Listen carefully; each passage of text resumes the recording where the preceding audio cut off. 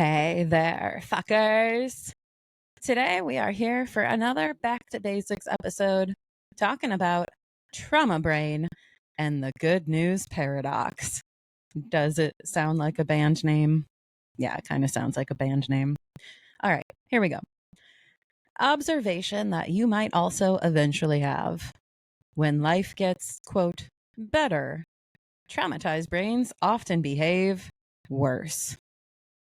A positively implicated event arrives, and so does the anxiety, depression, self-sabotage, etc.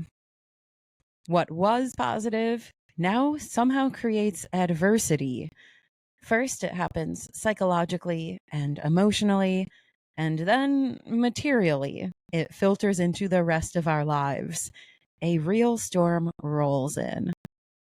And the aftermath of that storm is often a whole new trauma obstacle. So, why does this happen? Why do we do it? When the forecast is sunny and bright, why is our inner world often a dark, dank hurricane? Well, first of all, let us first mention asceticism. Life that's purposely devoid of joy or pleasure for the self-protection of the individual or some sense of piety. If you want to learn a lot more about that, just check out the recent episode we did on the topic. But secondly, let's say the traumatized motherfucker's classic answer: conditioning and rigidity. In other words, the brain noted that good events resulted in at least one negative outcome at some point in the past, and then it overgeneralized or abundantly applied that lesson to a myriad of other circumstances so that it wouldn't be surprised in the future. It does this by creating a rule or belief or instructional system stating that A always leads to B for a sense of safety and control. In other words, yeah, it's a trauma thought. You might want to check out another recent episode on identifying trauma thoughts, which recently came out in the last week. But besides those answers, what else? Another traumatized motherfuckers classic is discussing the self-protection of the trauma brain against the threat of hope. Because what often follows hope is disappointment. And what's more impactful, hope or disappointment? For us, the answer is disappointment. But why? Well, I've got 3 quick answers for you. Negativity bias. The letdown is greater than the climb up. And number 3, excruciating yet relieving confirmation of prior beliefs. So first of all, negativity bias. You know this already. Brains are developed to prioritize their attention on negatives, risks, and danger to keep us alive. So if you give it a good sign, it might preemptively seek the taint for your own protection. Number 2, the letdown of disappointment is greater than the climb up of hope. This is where I'm going to recommend, as usual, that you are watching the video to see my graphic here. But let's say you start at a neutral point. Hope comes in and it lifts you way up into the clouds where you say, wow, is this joy I'm experiencing?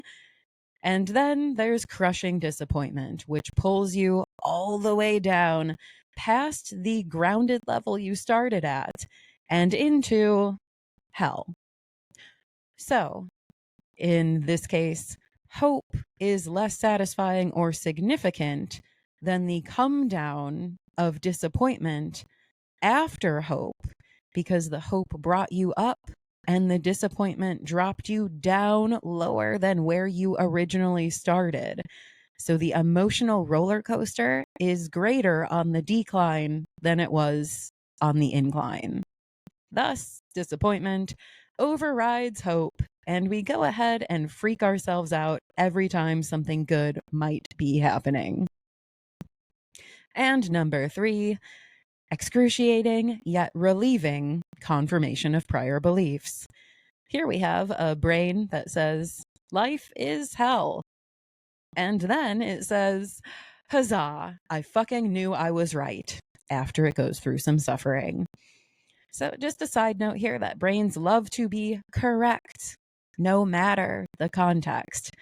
You may be able to recollect some people in your life who actively celebrate when something bad happens, quote, because they knew that it would. It actually makes them excited and happy for negative events to take place if they were able to predict those negative events. Does that bring anyone to mind in your world? I can think of about 5 people. Moving on. Surprise reason number 4 that we have the paradox of good news leading to bad times. It's a doozy, and as usual, I will warn you that you might hate it. But number 4 is the threat of an entire trauma life narrative and understanding of existence being disrupted when something positive happens.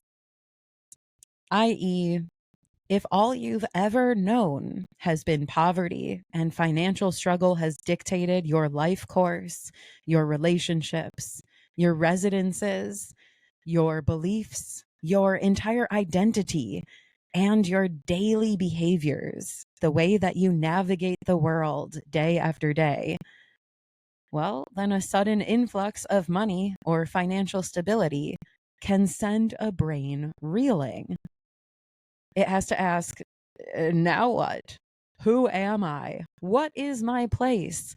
How do I live? And what does this mean about everything that has already happened under the prior circumstances of financial struggle? All the ways that I've survived this far, everything that I did as a trauma adaptation. Did it need to happen? Why did I do it? And what does it mean about the future? So again, another point where I'm going to encourage you to check out my graphic. We have a scared, confused looking brain looking at the past life course and asking, was any of this necessary? And looking forward at an equally tumultuous and red fear-colored future. It's asking, how do I live after this? So although it's a bright, shiny future, it's also unfamiliar as compared to the traumatic past of suffering. And that scares us. It leaves us to ask, who am I if my life isn't defined by insert negative conditions that have defined my experience so far? It is a fearful question, and the answer is going to take a long time for an individual to find out, right? So that leaves the brain without a foundation or a direction in the meantime, and that's extremely painful. Now, little side note. Not to say that positive events are, quote, traumatic to a traumatized brain, but trauma is events that are so outside the brain's normal experience or understanding of life that it cannot process them into a coherent story. And that is pretty goddamn similar to the trauma brain malfunction that takes place in light of positive news. Wouldn't you say? It's a complete shift from everything it understood before, and that does throw it into errors in processing, which lead to a lot of problems. So again, there's a brain studying everything I've ever understood or experienced in the past. It is a scholar. It is an expert. It knows this forwards and backwards. And then there's a positively implicated event. And the brain is left to just question, now what? What the fuck is this? What does this mean about the subject that I thought I knew so well? And so we have negative emotional reactions, preemptive panic, a deep sense of confusion, or even derealization, and difficulty processing or accepting the news. And so there's a potential uprising of prior traumatic memories suddenly being brought to the forefront of the mind. There's self-scorn for past trauma behaviors and decisions. There are subconscious disruptions of attention, energy usage, and functioning. And there might be this recollective hangover, these trauma fever dreams taking place that leave a person completely discombobulated. And so we often turn to self-sabotage to, quote, return the universe to order again.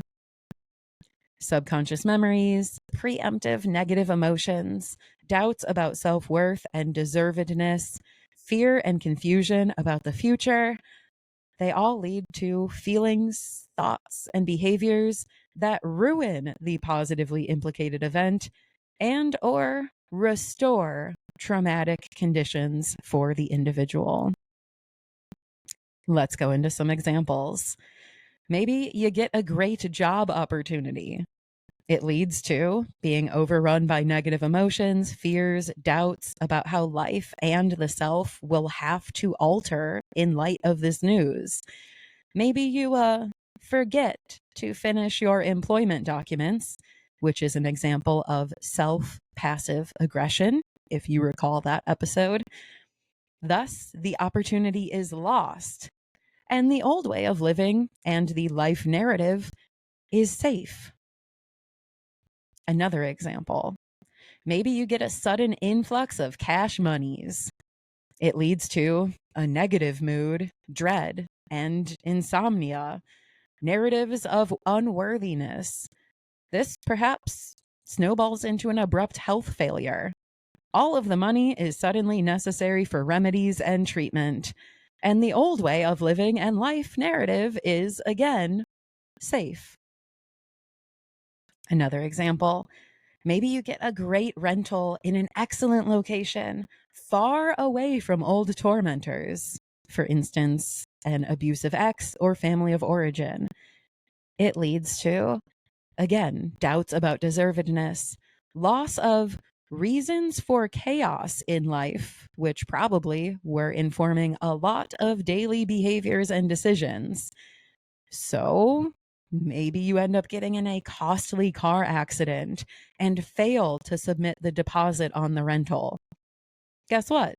Old way of living and life narrative, again, has been saved. And finally, example, you get any fucking good news whatsoever. It leads to punishing the self and surrounding people so that a very different variety of suffering occurs. Maybe you drive your friends away, lose a job, your home, etc. And yeah, guess what fucking happens? The old way of living and life narrative is safe.